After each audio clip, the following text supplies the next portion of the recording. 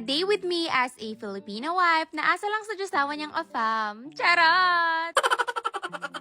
Pagkasundo ko nga kay Sab, dumiretso na kami dito sa may Dollar Tree. Meron kasi akong gustong bilhin. Sakto may katabi din tong TJ Maxx. Balita ko kasi, yung hand sanitizer na gustong gusto ko pero ang mahal, meron daw dupe dito. So pinuntahan namin. Kaso ikot ako ng ikot, wala akong nahanap. So pumunta na lang kami ng TJ Maxx. At dahil nga ilang weeks na lang, lilipad na kami ng Pilipinas sa awan ng Diyos, nagtitingin-tingin ako ng mga maleta na pang carry on sana. Wala naman akong balak bumili ngayon, pero nagtitingin-tingin lang just in case na may magustuhan. So habang abala ako na magtingin-tingin, abala din si Sab na magdampot-dampot. Meron nga siya nakita na una na kapag binuksan mo yung zipper, meron palang ay mas sa loob. O di ba nakaka-amaze? So binili na namin yan kasi magamit din naman niya sa flight. Hindi kasi siya gumagamit ng pillow neck. Ako, hindi ko kaya mag-survive ng flight na komportable magbiyahe kapag wala akong ganun. Although hindi naman planado yung pagpunta namin dito sa TJ Maxx, bibili na ako ng toner tsaka yung facial spray. At saka kung may makita akong cotton balls, mas maganda. Pero syempre hindi ko maiwasan na hindi dumaan dito sa may mga bags. Ang gano'n talaga ng pagkakasalansan nila, lalo na yung kulay.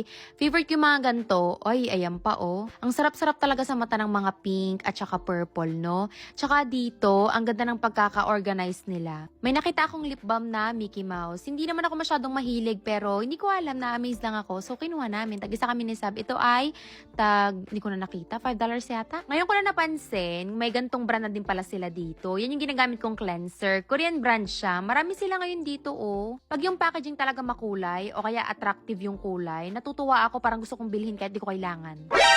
May nakita ako makeup remover, tag $5.99. Tinan yung original price niya o $10. Pag binili ko to sa Amazon, mas mamamahalan ako. So binili ko na ngayon kahit hindi ko pa kailangan.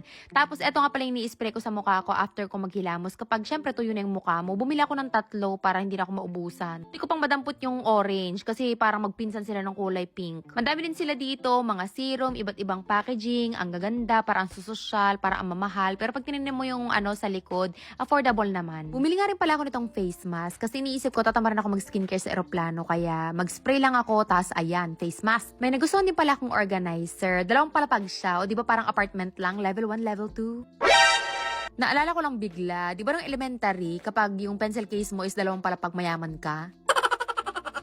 So, dito ko siguro ilalagay yung mga toothpaste, toothbrush, pH care, mga Listerine, ganyan. Habang nag-i-imagine ako kung ano mga isusuksok ko dito, bigla akong may nakita. So, ayan ngayon, nahirapan ako kung anong pipiliin ko sa dalawa. Yung mas malaki, $20. Yung mas maliit, $10. So, parang $10 ang difference nila, pero parang mas maraming lalagyan yung isa. So, ang ending, kinuha ko yung mas maliit kasi nga naisip ko, gagamitin ko yung tote bag ko. Eh, what if yung isusuksok ko, edi parang wala ng space sa bag ko. Kapag vegetarian ka talaga, or gusto mo lang magtipid, or practical ka lang talaga, marami naman dito mga hair care products, tsaka mga branded din naman to, magaganda. Ang dami din nilang mga hair accessories, ayan, yung mga headband. Tapos napaisip ako bigla, parang gusto ko tuloy ito oh. Pero bumili ako kasi ng sleeping mask na 4 na piraso. So hindi muna ako nito bibili kahit ang ganda-ganda ng packaging. Dito muna tayo sa clearance. May nakita ako bigla, nagustuhan ko, ang Barbie. Ngayon ko na nakita to, pero ang ganda kasi ng lalagyan. Tapos shower gel. So tinignan ko kung magkano, eri naman, $6 kinuha ko. Kailangan lang talaga dito matyaga kang maghanap. At saka yung mga pinaka dulo-dulo, dun talaga yung mga hidden gems, kumbaga. Charot! Anyway, may gusto pala akong ipakita sa inyo. Okay, kita nyo to? Ayan, may mga products silang ganyan. Yung iba dito nagbabayad pa, nagpapa-spray sa mga salon para lang maging tan. Para lang ma-achieve yung kulay natin. Tapos tayo naman gusto natin pumuti. Well, ako hindi. Pero kanya-kanyang choice lang yan sa buhay. Anyway, nakakita naman ako mga magagandang, masarap sa matang mga kulay. Ito na nga yung mga nabili namin. So, habang nasa pila, di ba, pansin nyo pag nasa pila kayo, yung mga nasa gilid, yun yung mga parang budol. So, napabili ako ng wipes. Ito ay tag $7. Tapos, si Sab naman may nagustuhan na ipit. Ayan. Dito nga, pag magbabayad ka na, dito ka talaga mapapagastos. Nung malapit na kami magbayad, nakita ko to. Oh. Ito pala yung ginagamit nila kapag yung hulmahan ng yelo sa mga aesthetic na videos. Parang ang ganda-ganda. Pero hindi ko binili. At ayan na nga mga bakla, dito na tayo sa kabilang tindahan. Welcome to Ross! Magtitingin-tingin lang talaga ako dito. Wala akong balak bumili, promise. May nakita akong tote bag na CK. Ang ganda ng kulay niya. Tapos parang ang lambot-lambot. Tapos yung hawakan niya, gusto ko din. Tingnan ko sa loob. Tapos ayan, perfect. Kasyang-kasya yung iPad o kaya laptop. Tapos meron pa siyang mas maliit na lalagyan sa loob. Perfect sana. Kaso sabi ko, magtitingin pa ako ng iba. Yung size nito ay medium. Mas gusto ko sana ng large para kasyang-kasya lahat ng problema ko. Bet ko siya pero hindi ako na in love. Hindi yung parang pumuso-puso yung mata mo.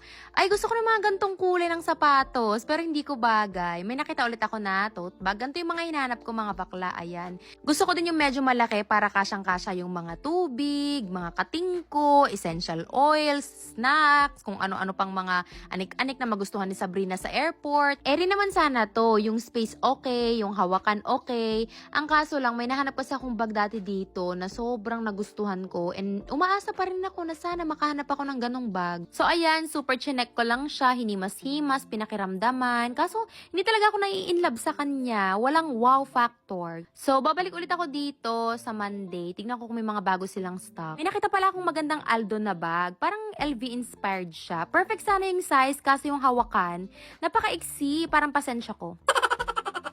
Pinapractice ko nga kung eri ba kapag tumatakbo sa airport kaso hindi talaga siya. Para ako nasasakal. Yung kilikili ko nasasakal. Ang ganda din nito kaso hindi na ako mabagpak na tao. Pagpapasok siguro sa school carry pero pag magbabiyahe, parang mas gusto ko ng tote bag. Convenient kasi gumamit ng ganyan. Yung pag may kailangan ka o bubuksan mo lang. Kaysa sa bagpack parang matrabaho. Maganda rin to lalo pag everyday na pampasok. Kunyari sa work, ganyan.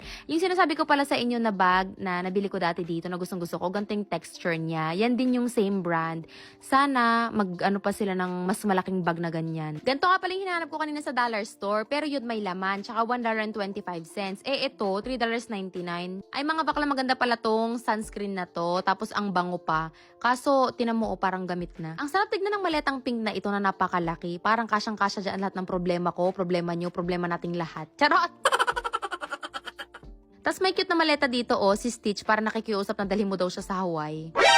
Sabi ko naman sa inyo, titingin lang. Pero may nakita akong dress, ang ganda. Meron akong ganitong green. Yung army green. Tapos ito naman neon. Hindi ko alam kung ano magiging reaction ko. Tapos, may nakita din pala akong dress na small. Ang ganda. Ito masarap to pantulog kahit di ka na magpante. Mga ilang minutes na kami nag-ikot-ikot. Si Sab kasi nagmamadaling umuwi. Next time babalik ako dito pag mag-isa ko na lang. So ayun na nga mga bakla, hindi na kami bumili kasi ang haba ng pila tas isa lang naman bibilhin namin. Bago pala kami umuwi, dumaan muna kami dito sa may Trader's Joe. May paborito kasi si Sab na tinapay dito. Ayun, binili namin. So ito yun yung cinnamon sugar bread. Ito naman yung gustong gusto ko na lasang monay. So ayun lang yung mga binili namin tas ayun umuwi na kami. Yun lang mga bakla. Diyan tatapos ang lahat. Bye na!